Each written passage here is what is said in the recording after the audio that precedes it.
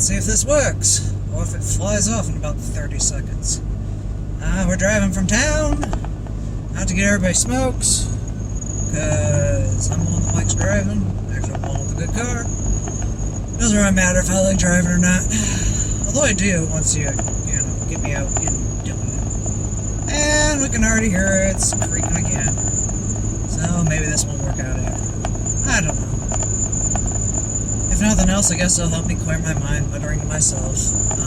I thought I fixed that using good old-fashioned duct tape, because I found some cracks in the plastic on the passenger side over there. And, yeah, exciting shit. Exciting shit. So, yeah, I should fill the talk with something. And I keep saying I have ideas, and they don't come to fruition. So if you're a regular channel member, I've been spending, I don't know, most of the last couple weeks doing nothing but sleeping and trying not to be in Michigan. And as that's been going on, we've got a nice new crop of job ads, which I totally want to go over. Unfortunately, I don't really have so much to pick apart anymore, because everyone actually is being nice, and realizing that you do have to put, salaries on things.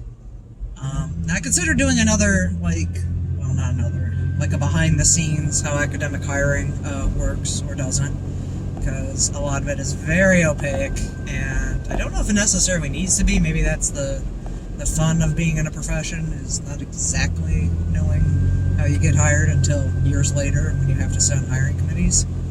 But part of me just sits there thinking, it'd just be easier if people knew how this actually worked, and then people wouldn't be circle jerking each other all dang day, Probably shouldn't use that term, but...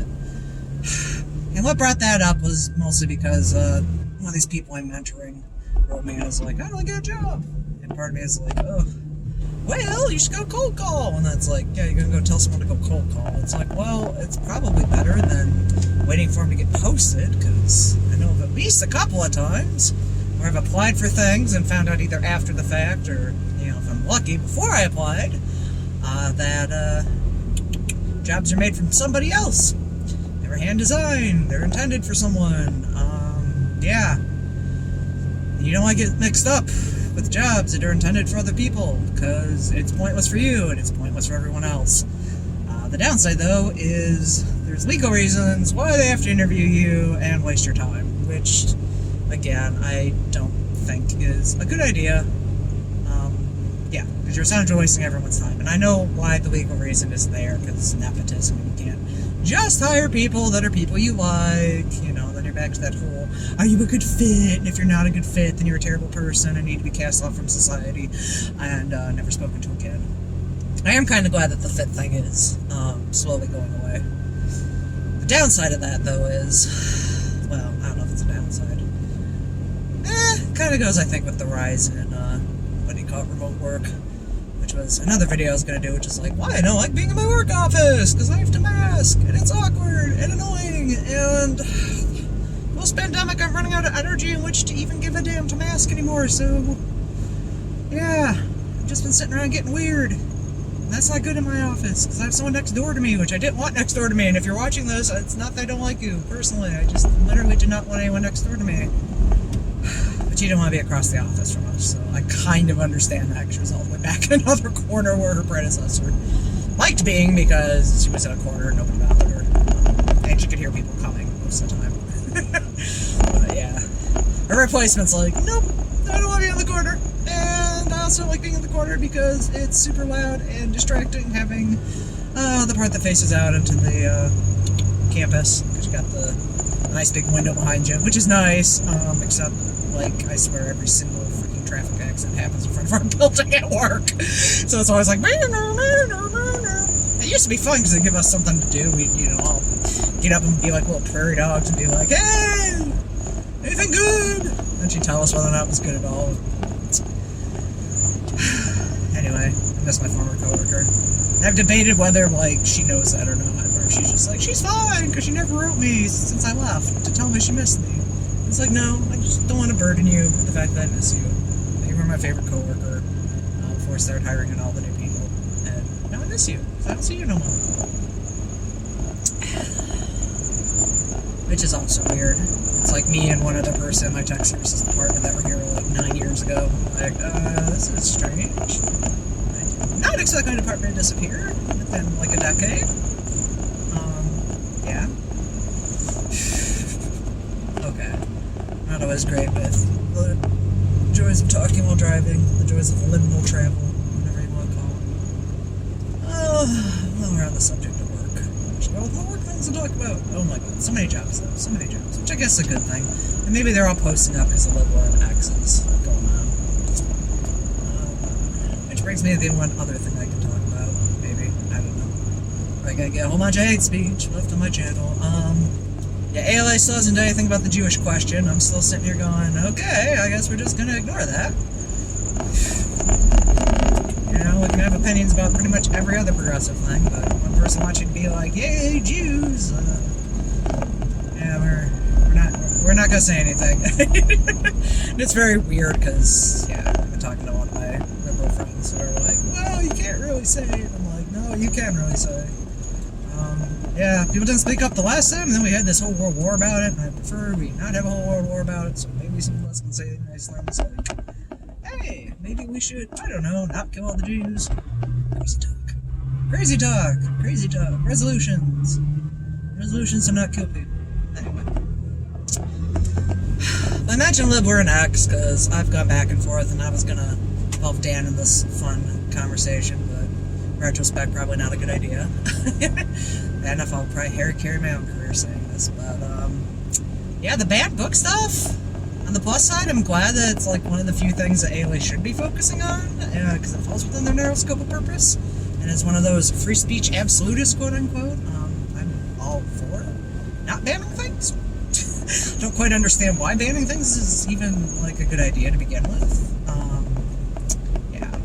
So, with that being said, I don't understand why conservatives think it's a good idea to ban books, because you're just going to make people want to read them, and it seems kind of like a bad idea, but yet they still keep doing it, and I'm like, okay. And I've gotten in some arguments with some of my queer friends, because I can kind of understand the Floridian viewpoint of, like, maybe if they're under 10, you don't need to have conversations about it. You know, I don't have kids, so I'll just add that quick disclaimer, I don't have kids, so I've said absolutely no horse in the race on that. Just, you know, like, personally, I can kind of understand why some people would want to talk to their kids before the age of 10 about, you know, queer stuff. Another part of me is also like, yeah, but if people want to, like, I don't know, have their identities and maybe a photo of their significant other on their desk, and they get questions, like, is that okay? I'd be okay with that, but anything beyond that, I don't know. Kind of side with conservatives. I don't know if you need to go into it. Like, yeah. But then again, I also come from the era when there was, like, still a lesbian separatist movement, because we were talking about that the other day. It was like, well, the lesbians shanghaied, you know, the women's movement. I'm like, actually, not really. Back in the day, there actually was a separatist movement where lesbians, you know, broke off from the main feminist org, and we're like, you're not listening to us anyway, and the patriarchy sucks, and anything with a penis is attached to the patriarchy, therefore we're going to become separatists. So, and I only bring that up because it still blows my mind the further we get into the new millennium that how many rights are granted to us, which is a good thing. But again, when we grew up in the separatist movement, I remember a lot of, you know, stuff of like, well, you don't want to be a breeder, you don't want to, you know, have straight friends, you don't want to be, you know, involved in any part of that equation. And like 20 years later, it's like, no, you want all the same rights everybody else has, even though you may or may not necessarily need them. And up here we have a truck that's doing the dirt. I don't know if you guys can see that. That's the joy of doing these recordings, too. Like, I get to go home and watch them all, and then sit there and go, okay, who's gonna hate my opinion on stuff? Alright, he's plowing, he's probably waiting for me to go by, I presume. Yeah, because he's dirting. He's dirting. So for those of you that can't see the dirt on our lovely Michiganian roadways here, and I know there was a lot, when we first moved up here, I spent a lot of time going, why dirt? Why dirt? Why has it got to be dirt? And part of it is just because ice. Salt, excuse me, ice. Salt is ridiculously expensive, especially for the amount of area you cover on country roads. And the other reason is much more chemical, and that's just simply because salt's only effective within a certain temperature range. And dirt, for better or worse, is effective at all temperature ranges because all it is just like solid granite. So it took me years to learn that because it was like, why is it always so dirty? Dirt. And it's like, well, it's kind of, I don't know. My husband's like, it's kind of better because then you don't have to deal with the corrosion problems that salt gives you. But I don't know. I would argue you still have to because there's plenty of parking lots that get salted and stuff. But it's not as bad as if you were driving around in the Metro Detroit area. Alright. So we're about halfway to Woodville.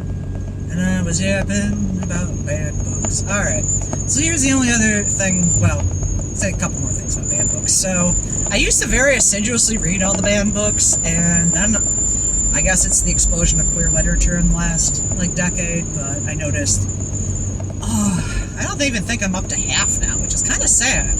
Like, a lot of the titles I remember being on the banned books list that were genuinely very smutty, like Tropic of Cancer, like, have fallen off. And I don't know if that's because the newer stuff is smuttier, or if we're just not as well read anymore. Because I'm like, there's no Tropic of Cancer, there's no Huck Finn, there's no this, that, or the other. Well, maybe Huck Finn's still on there. But, yeah, there were a lot of them that I remember reading and being like, this got banned? It's like, yeah, it had the N-word in it. And you're like, really? And that's all it takes. Depending on where you are, that might be all it takes.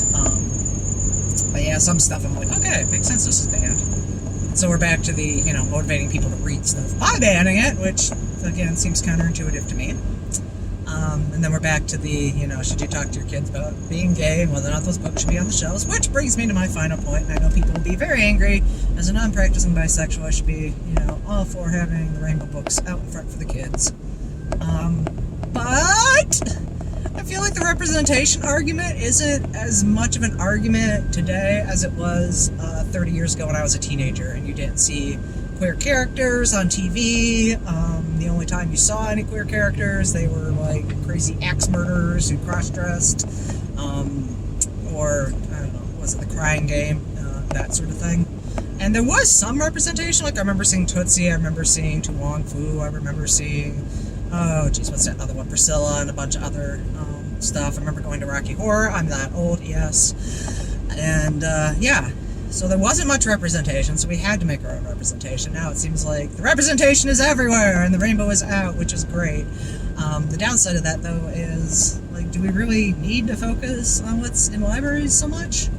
And I know people are like, well, what about the kids that, have super conservative parents, and, I don't know, are those, whatchamacallem, Pray Out the Gay places still going on? Someone's gonna have to tell me. I watched, like, a whole thing on hell houses recently on YouTube, and I was like, those Pray Out the Gay places that you see on But I'm a Cheerleader still happening? Like, probably. I mean, I don't think they're effective, but, may still be out there. And if you haven't seen Because I'm a Cheerleader, watch it, if only to watch RuPaul try to pretend he's not gay, because that's hilarious. Yeah, he's a camp counselor, trying to pretend he's not gay, and he's recovered. Anyway, we are at Woodville, it's time to buy cigarettes, and I'll sit here debating whether or not I should drive from the back way and try to tape that, or if that's a bad idea and I'll get stuck. Which is entirely probable, because I'm good at getting stuck. Actually, yeah, well. Dan and I keep going around because he's like, oh, this thing doesn't have a hitch, this thing doesn't have snow tires. And I'm like, I bought it to drive around on the street. That's why it has street tires, because it's supposed to. Alright, here's 13 minutes, and we'll pop this off.